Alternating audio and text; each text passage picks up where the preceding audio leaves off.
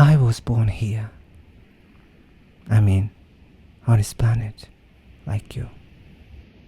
But I didn't choose the time or place of my birth, like you.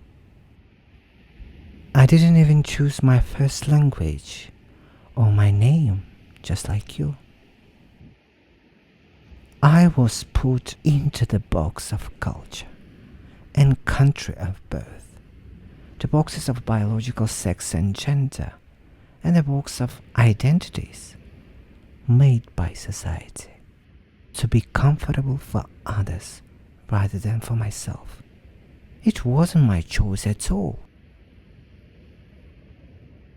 But I have the freedom to choose any country and culture to live in, any identities, any language I want to speak, anything.